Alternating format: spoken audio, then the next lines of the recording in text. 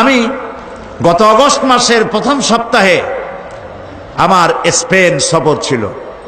আমি স্পেনের বহুত ওয়াজ করেছি, কিন্তু স্পেন আমি চোখে দেখি নাই।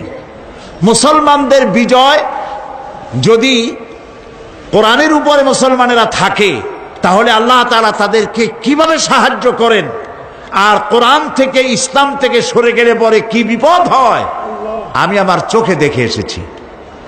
আমি সেই আমার চোখে দেখা স্পেনের ঘটনা আমি আপনাদের সামনে এই সুযোগে বলে নিতে চাই।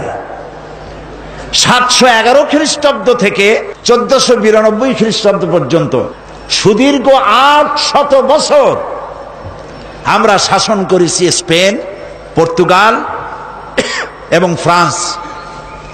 মুসলমানেরা যখন ভোগবিলাসে মাতোয়ারা হয়ে গেল, তখন তারা স্পেন ছাড়তে বাধ্য হলো। মৃত্যু, ধ্বংসস্তূপ এবং ধর্মান্তর হওয়ার শিকার হয়ে গেল তারা। তাদের মসজিদ সমূহ বিরান হয়ে গেল, মসজিদগুলো থিয়েটার হয়ে গেল, শরাবখানায় পরিণত হয়ে গেল।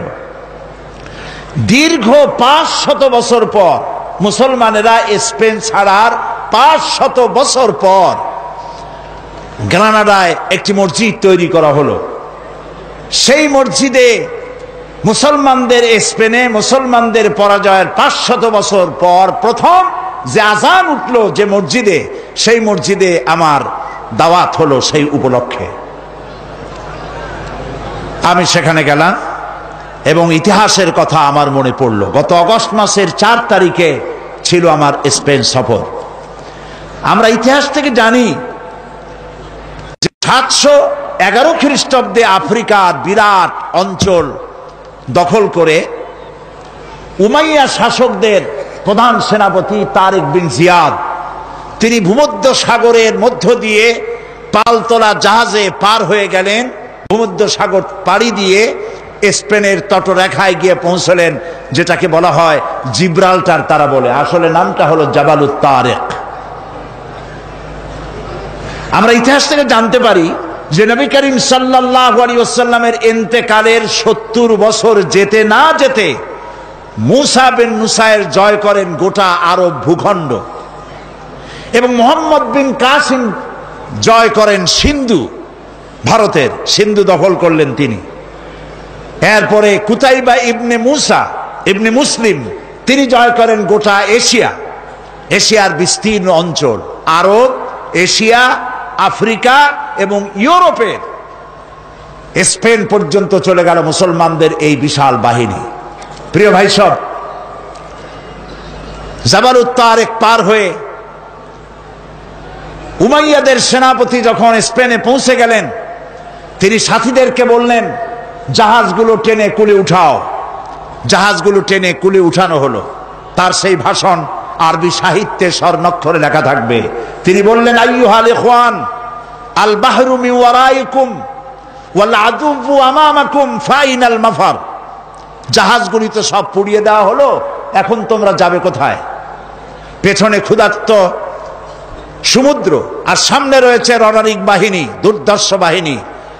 আমরা ইউরোপ থেকে ফিরে যাওয়ার জন্য আসি নাই, হয় ইসলামের পতাকা উড়াবো, না হয় দুনিয়া থেকে বিদায় হয়ে যাব।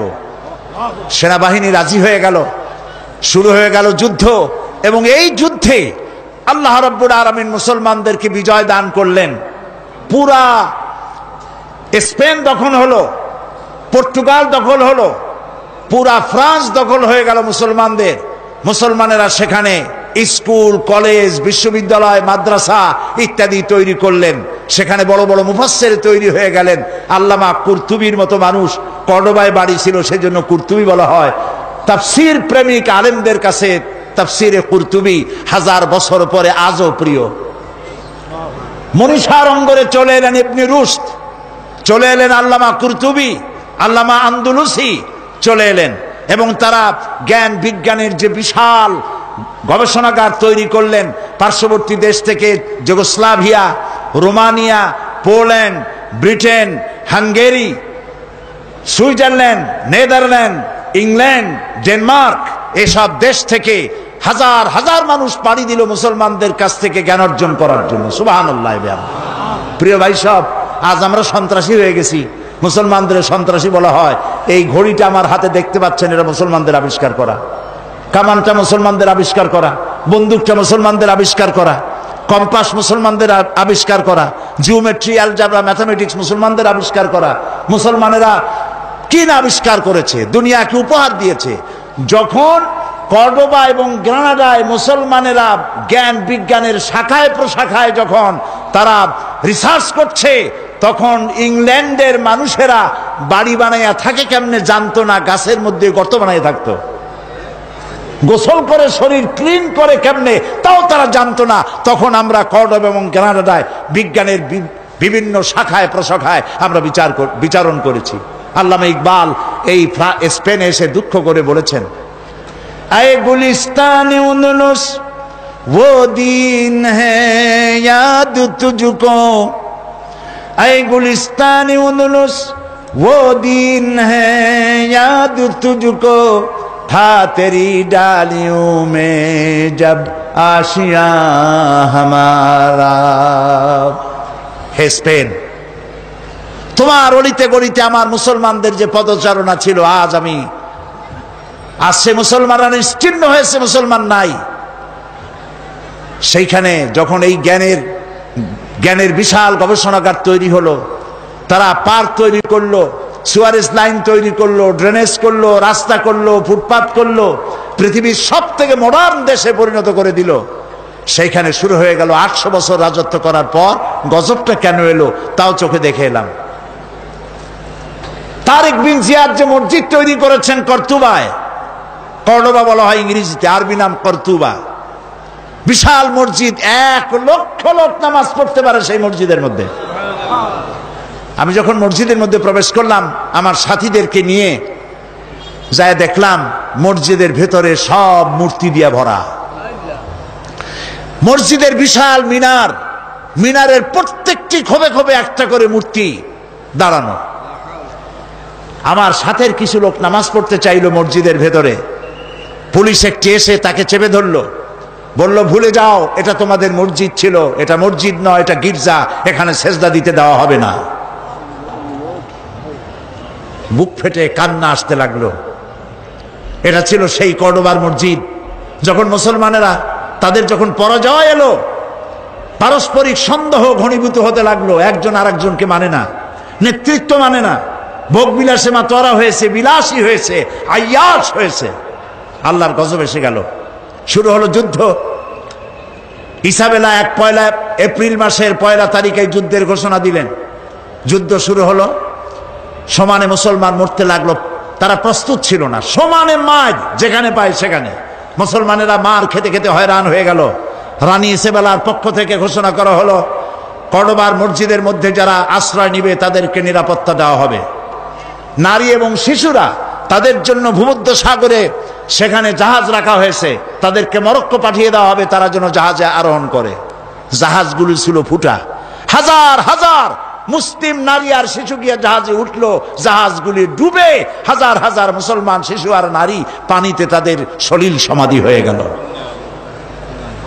40,000 লোক পুরুষ ঢুকলো গিয়া কর্ডোবার মসজিদের মধ্যে। চতুর্দিক থেকে দরজা বন্ধ করে দেওয়া হলো, ভেতরে কেরোসিন ঢেলে দিয়ে আগুন জ্বালায় দেওয়া হলো। 40,000 মুসলমান মসজিদের ভিতরে পুড়াইয়া ভস্ম করে দেওয়া হলো। শুধু কাঁদছি মসজিদের মধ্যে ঢুকে এই দৃশ্য দেখে।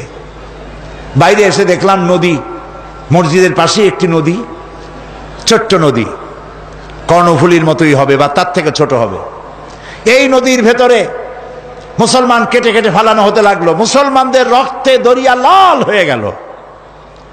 পাশে ছিল লাইব্রেরি, মুসলমানেরা গবেষণা করত যে কিতাব, সেই সব কিতাব, হাদিস, দর্শন, বিজ্ঞান সব বই ফেলে দেওয়া হলো।